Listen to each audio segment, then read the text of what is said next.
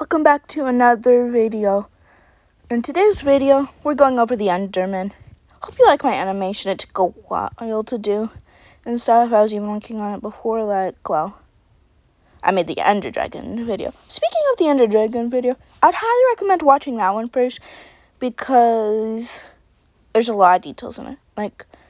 It'll take a lot of watching other videos to understand other stories, but I especially recommend at least watching the Ender Dragon story. But anyways, without further ado, let's get into the Enderman story. As JJ, if you didn't know, if you didn't watch the video, that was the name of the person who kind of turned into the Ender Dragon. Anyway, I'm just going to call her Ender Dragon. So basically, the Ender Dragon was destroying the ancient civilization as it happened. The Elder watched from afar, grateful that he managed to escape. He went off into the distance. So, because he knew the farther he got, the less likely the crystal's powers could reach him, because there were stronger forces than the crystals, which was a good thing because if the crystals had absolute control, that would be bad. If they're like gods instead of demigods, that would be bad, because eventually they become not the worst, but they're pretty bad right now. Anyways, after the Ender Dragon returned to the end crystals, the crystals were not all the civilization was destroyed, and besides, they had a better idea than just destroying them. So they summoned the rest of the civilization back and began to transform them into the first Endermen. And they purposely matched the color palette to the Ender Dragon just because. And the end crystals being the mean end crystals, they are basically transformed them extra. Lots of curses, etc., etc. The main one being their teleportation. It's actually uncontrollable. have you ever noticed they sometimes accidentally teleport into lava or fire or water? Well, I saw this and stuff.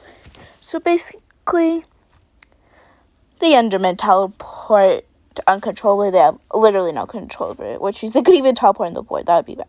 Or in this animation, like that happens, they could teleport into the air and then fall. That doesn't usually happen, though, at least in the game. I guess in the story, since that's how the animation's gone.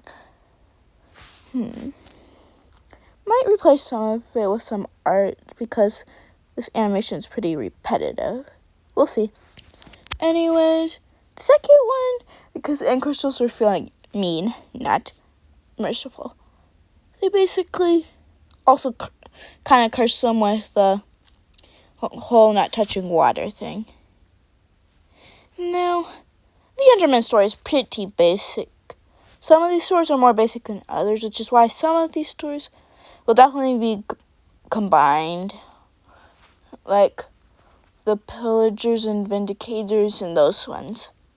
And anyways, so once all the teleporting and transforming and all that stuff had finished, the Enderman were cursed, possibly worse than just dying, it depends.